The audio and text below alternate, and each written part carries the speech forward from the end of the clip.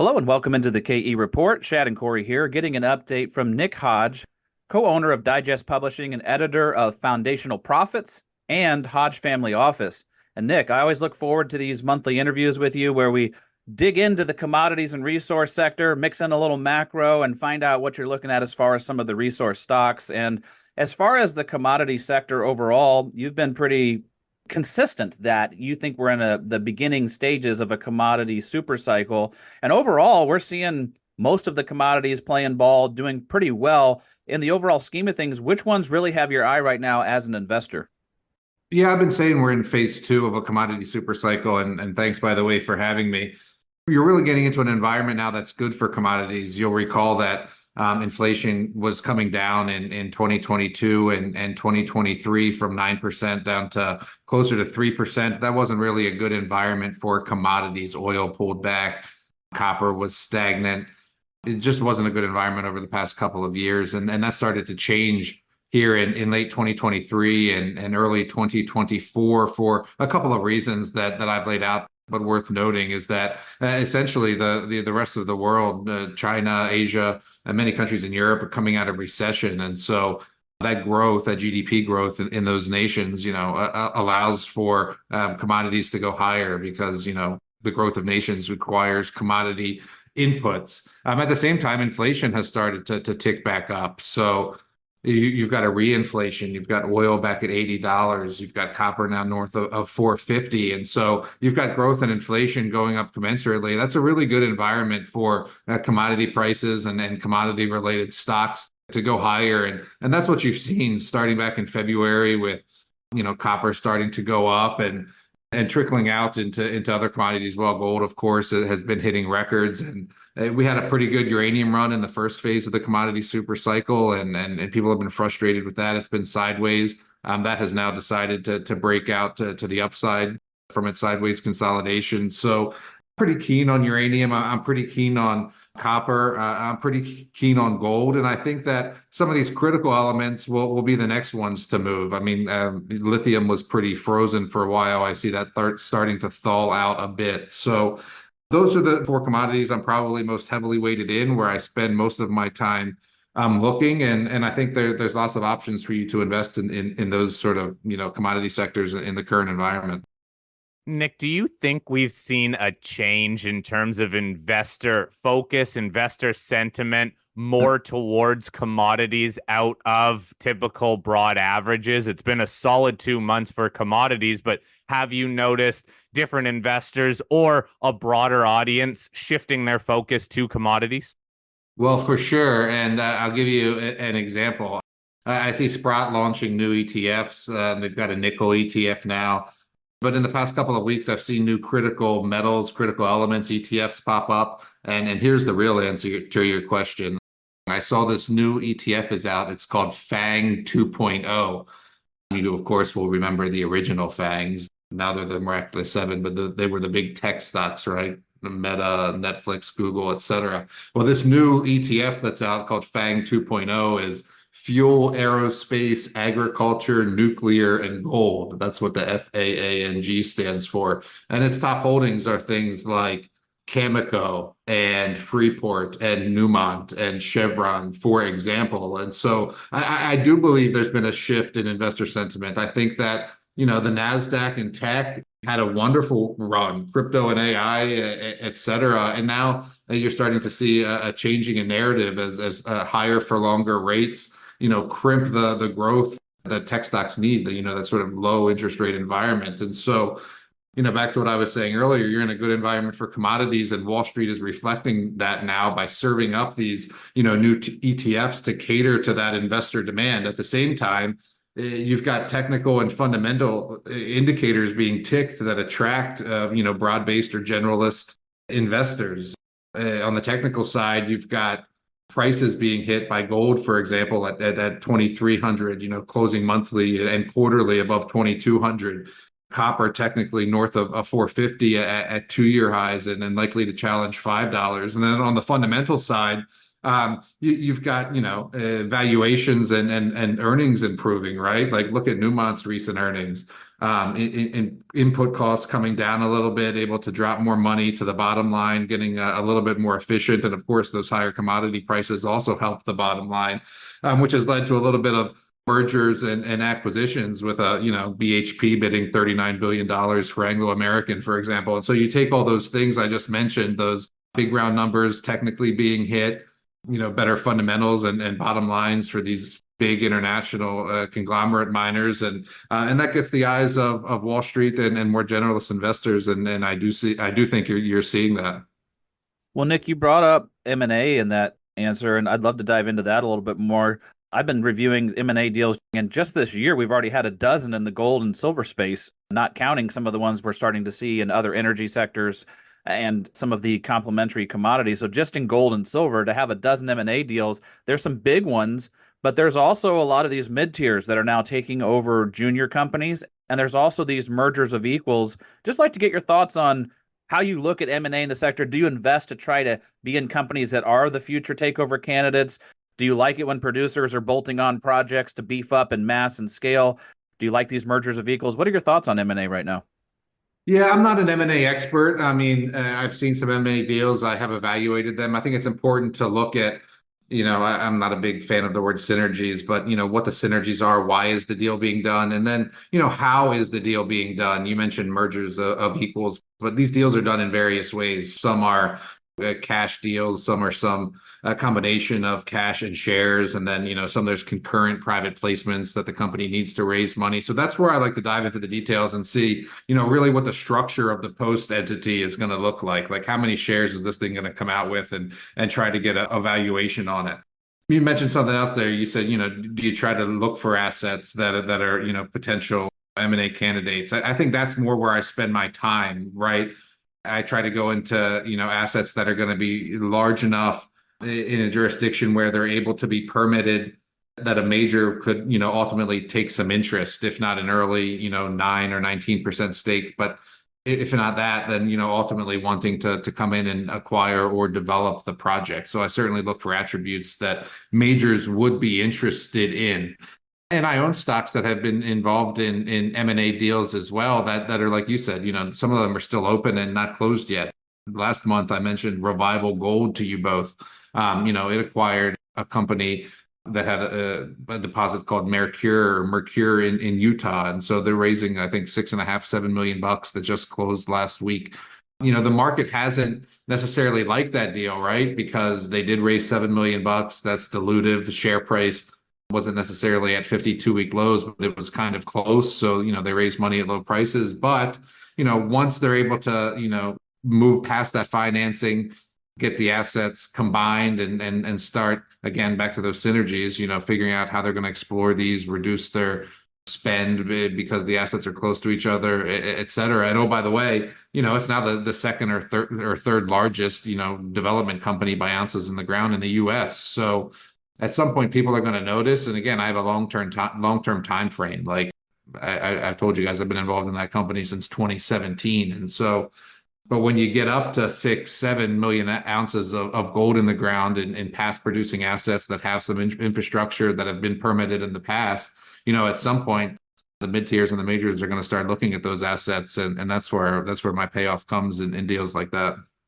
So, Nick, when you're looking at some of these assets, size-wise, ounce-wise, you kind of broke down what you're looking for there, at least certain numbers that'll get you over the hump. What about economic numbers? When you're looking at a PEA or a PFS or even a full feasibility study, what are the numbers? Because there's always a lot that go into those economic studies. What are some of the ones that you pay the most attention to? I think you want a CapEx that's below the NPV is an easy one to look at. I mean, you want an IRR that's over 30%. I mean, you want a mine life that's likely over, 15, pushing 20 years. And you want some, hopefully, leverage to rising commodity prices, right? You want it to be in that sort of lower cost quartile that Rick Rule talks about. Feasibility studies are obviously better than dream sheets. Everybody's got a dream when the PEA comes out. So those things are sometimes hard to know, but those are some general metrics of what I look like when those economic studies do come out. I love it, Nick. Dream sheets. Yeah, a lot of the PEA documents really are nothing more than a marketing document, and it's a little bit further defined at a PFS, but by the feasibility study, you're really crunching the numbers a little bit closer to reality. When you look at copper projects versus gold projects, this came up. I was just out at the Energy Transition Conference out in DC last week and met with a lot of copper companies. And when they have their IRRs, they're often in the teens instead of in the 20s or 30s. And a lot of gold investors maybe snub their nose at that and say, oh, that's not going to get anybody excited. And that came up in every discussion we were in when we were looking at economics on copper projects. But a lot of them said, yeah, but these are long life assets. They're 20, No. 30 years, not 10. Do you look at copper feasibility studies or PFSs different than you look at gold ones? Well, I think you just said it. They're much longer life assets, right? I've mentioned a company to you called Aldebaran.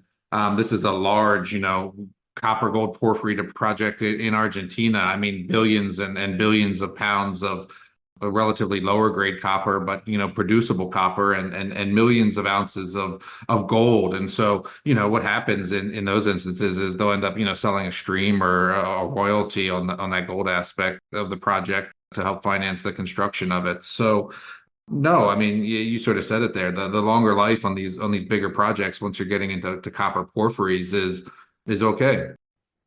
So then which of these projects are going to get built, Nick? Because there's probably a dozen of these long life copper assets that do have IRRs in the teens, in the low 20s. They're going to cost a couple $1 billion to build. They're all over the world. How do you filter through these?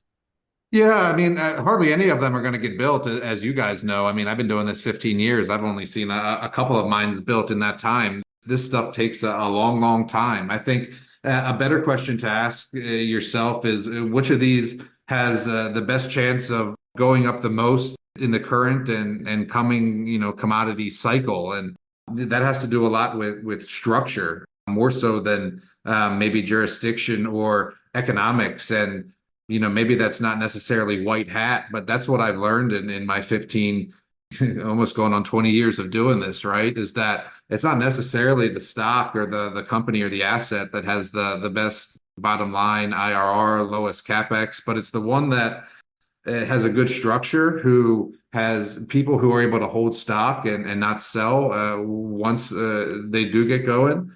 And generally give themselves a chance to tell their story, right? So I'm giving you a bit of a long and winding answer, but there's lots of different groups and philosophies in the junior mining space. Some, have big G&A and like to tell their stories. And so I take all that into account when I'm looking at projects, right? Because, a project with the best bankable feasibility study that no one knows about isn't going to see an increase in share price like a company that can tell its story and market itself. So I guess what I would say is the economics are important, and we want a major to come in and invest in the project. But again, how many projects have you guys been invested in that ultimately got built? I've only been in a couple, and some of my biggest wins are assets that still remain in the ground. Yeah, it's such a true point, Nick. And there's so many ideas out there that look good on paper, but very few that actually execute in real life and start pulling metals out of the ground in a productive and positive way. You mentioned something earlier in this call about the generalists, that new FANG 2.0, and I wanted to circle back to that just because part of that you mentioned was the uranium and the how are we going to power all of this technology? How are all these chip companies that are building AI going to find the electricity? So nuclear is coming into the discussion again. And as far as the uranium stocks, they were the flavor of the year last year in 2023. They did incredibly well. They've pulled back the beginning part of this year, but recently another uptick, and there's been some positive fundamental drivers in the space. So I know you follow the uranium sector and nuclear sector closely and the stocks. Any thoughts there on the uranium sector? Yeah, lots of thoughts actually. Like you say, I follow it pretty closely. I've been invested in it for a while. Have been waiting for a breakout, right? It's sort of been going sideways. You mentioned that they had a good run in the past couple of years, and that sort of tapered off. You had uranium get up close to $100 a pound and then pull back closer to 85 or $80 a pound, and the same thing with the related equities. And they've been going sideways for about 2 months. Here in the past couple of days, really, uranium has started to tick back higher. It's back over $90. I think there's a lot of different factors out there that are driving this. And so I'll just tick through them, I guess, quickly. One is new reactors coming online. So you've got Southern Company bringing the first nuclear reactors online in quite some time in their Vogtle unit in Georgia there. So those are two new AP1000 reactors that just got plugged into the grid, the most recent one in just the past couple of weeks. At the same time, you've got the federal government still, wanting to build more nuclear energy. I see it gaining acceptance, not just at the climate meeting, the COP meeting that we had late last year, I think November, December it was, where, we committed 25 nations committed to dramatically increasing their nuclear output by 2050. But here in the US, you've got the TVA, which is the Tennessee Valley Authority, which was created out of the Depression to provide electricity to southern states where utilities weren't, spending money, capex, building infrastructure. And so they already own 7 nuclear reactors, and the Biden administration is urging them to build a couple of more. So there's that. They want to give them direct cash payments from the Inflation Reduction Act that was passed under the Biden administration, and they want Congress to increase their funding. And then also, speaking of Congress, the House of Representatives has already passed a ban on Russian uranium imports, and the Senate went ahead and did that in late April, with Biden expected to sign. So that's something like 12% of the uranium that comes into the US, or, a couple of million pounds, something like, 4 million pounds or such, that is going to come off the market. So you've got these demand drivers in increasing acceptance, literally happening this month and last month. You've got policy marching its way through. And then you mentioned AI chips. It's funny how these narratives change. For a while was electrification and decarbonization, and nuclear is obviously great for that. And then, it's how are we going to charge all these electric cars? We need baseload clean energy. And you know what? Nuclear is also great for that. And now we've got to mine all this Bitcoin, and we need these data centers, and generative AI is hogging all this power. And Bill Gates is going to build nuclear plants for Microsoft to have these data centers. And yeah, guess what? Nuclear power is also great for powering these large energy hungry technology applications. So look at Texas, just for one example. Like, there's a company called Vistra Energy that's getting added to the S&P 500 this week. And it's outperformed 499 of the other 500 stocks that are already in the S&P. It's more than doubled this year. And it's an energy provider in Texas, where Dell is, and where Intel is investing, and where Tesla is investing, and where Bitcoin mining facilities are popping up. Well, Vistra Energy earlier this year acquired a company called Energy Harbor that, made Vistra the second largest fleet of operating nuclear reactors in the world. And that's led to what I just said, a doubling in the market, and it outperforming 499 of the other, 500 stocks in the S&P. And so you can see that nuclear is being rewarded in the market. It's being turned to by the market to power these new applications. And that's translated into a breakout back to the upside from that recent consolidation to uranium over 90 pounds, and then a new breakout in the related ETFs, URA, URNM, for example. And so if you were on the sidelines, or if you were frustrated, I think here you have a new breakout, a new opportunity to get back into uranium now that it's decided to move higher. And I spent some time looking at that recently, and I spent some time fine tuning my portfolio. I think that's what your readers are interested in. And I was telling you guys before we recorded that I didn't necessarily like the Energy Fuels deal. I had been in that stock for a while. I understood the rare earths component of it, and that was actually part of my thesis. But I didn't know that they were going to go spend $250 million on mineral sands in Madagascar. I was more in it for U.S. uranium and rare earths mining and processing. And so, when that deal came out, I assessed it, I looked at it, and we had been in Energy Fuels long enough that we were still up. And so decided to sell my Energy Fuels and buy into Denison. And that was just in the past 2 weeks. And Denison has already moved higher, once we made that decision on this new breakout that I just spent a couple of minutes describing. So uranium is looking pretty good, and still lots of opportunities, whether it's in those larger liquid companies that I was just mentioning, or in some of these smaller names that have, recently raised cash and are about to go poke some holes in the ground now that the sun is shining here in May. What about jurisdiction then? There is going to be quite a bit of drilling happening in and around the Athabasca Basin. That's a very well-known uranium district. there's also a bit more action in the US, but then there's always some international jurisdictions that people will explore for uranium at. So where do you favor? Do you have a preference? Yeah, I'm a Canada, North America guy. That's where I've had my success. That's where we have the Athabasca Basin, obviously, that high grade underground uranium, lots of dollars spent in that basin, exploring and developing assets. And then here in the U.S. with multiple jurisdictions of lower grade ISR projects that have been in production for a while, whether that's Texas or Wyoming or even the Dakotas and New Mexico. So those are the two jurisdictions I focus on uranium. I've stayed away from Africa for a long time. Just too many issues with coups in various countries and opaque processes, development permitting processes, et cetera. I get that there's some high grade projects there, but Africa just not for me. So yeah, Canada and the US, and I don't really need to pick between those. I own companies that are exploring for and or producing in both those jurisdictions.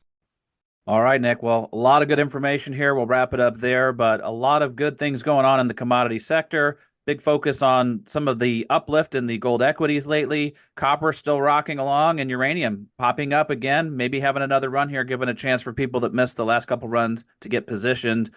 Always a pleasure having you on the show. And if people want to follow along with Nick's work, definitely click on the link below this interview. It takes you over to Digest Publishing and the offerings that Nick and his partner Gerardo offer to their readers. And Nick, as always, looking forward to our next conversation. Appreciate it, guys. Thank you.